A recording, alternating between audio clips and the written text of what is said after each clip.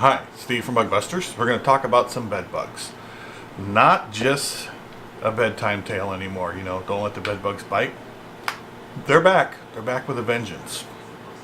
You've seen them on the news, you've seen them on TV. You might even know somebody's had it before. They're getting that common again. Back in the 30s and the 40s, our great-great-grandparents, it was a part of an everyday life. Back then, 1952, 1954, we had some products, we finally got rid of them. Between these products and the way the applications were done, it was a one-shot, one deal, they were done and gone. So early 50s is the last time we really had a major problem with them in the United States.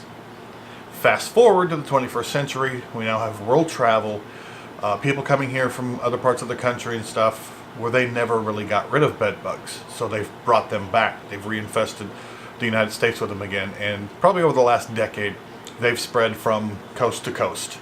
And they're getting more and more common every single day. Unfortunately, we don't have those products that we used to have back in the days. It was a one-shot, one type of deal. Not to say that the products that we do have these days doesn't work on it. It's more about the technique than it is about the product these days. Technique is vitally important. It is the most difficult bug I have dealt with in my 30 plus years of doing this. How do you get them? Well, they are known as the backpack pest. So they will adhere themselves to you, personal belongings, luggage, anything like that. You can get them by going on a vacation, going to a hotel room that has them. They'll get into your luggage, you bring them home. You can get them from the airplane. Your luggage gets mixed up, tossed in with all the other luggage. You don't know if that person that's on the plane with you has them at home. They go from their luggage to your luggage, you inadvertently bring them home. You can get them from a package being delivered to your house.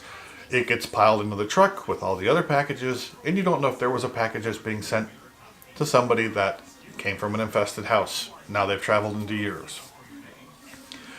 You can stay with somebody, a bed and breakfast, a family member, somebody that you didn't know that have them, or you can bring a guest to your house, and they brought them with them. We've seen more than once where folks will either go stay at somebody's house, or they'll have a guest stay with them, and then usually it's more like the guest stays with them, and then they'll call like a month later and says, "Oh, by the way, I was exposed to bed bugs. I don't know if I brought them to your house or not." That's the worst one. Used furniture. This is a big one nowadays. People will sell furniture, dirt cheap, good looking furniture and stuff, because they're just trying to get rid of the bed bug problem instead of having to pay to dump it. So they'll just yard sell it, Craigslist, whatever, pass it on so they don't have to pay to get rid of it. New beds. We've seen it more than once where somebody gets a new bed and they've already got bed bugs in it. This is coming from those companies that offer that 90 or 100 night guarantee, and that the one person had a bed bug infestation. They threw their bed away and they figured, "Oh, we'll buy a new bed." It didn't work. They still kept getting bit, so they take the bed back. It's still in great shape. Now it has bed bugs, and that company rewraps it and sells it to you, and then now you bring bed bugs in a brand new bed. And not to mention movie theaters, public transportation, rental cars, hospital, moving vans, anything, any place where people are going to congregate and or move their personal belongings, you could expose yourself to bed bugs. They are rampant, they're running everywhere, they're becoming very, very common. Your chances of being exposed to bed bugs are greater now than it was 10, 15 years ago. They don't care if you're rich or you're poor or you're dirty or you're clean. All they want is your blood. How to prevent them? We did a video a while back about what I do when I go on vacation. So I kind of shot how we inspect a hotel room. You really got to kind of look for the areas where they might hide, the cracks and crevices and stuff. Try to find that video. It kind of helps you out, gives you some visual on it. A quick biology and habits will help you out. They're very easily seen. The adult bed bug is about the size of an apple seed, dark brown in color. You can actually see them with your naked eye. Some people say you can't. You can definitely see them. It's not that difficult to see them.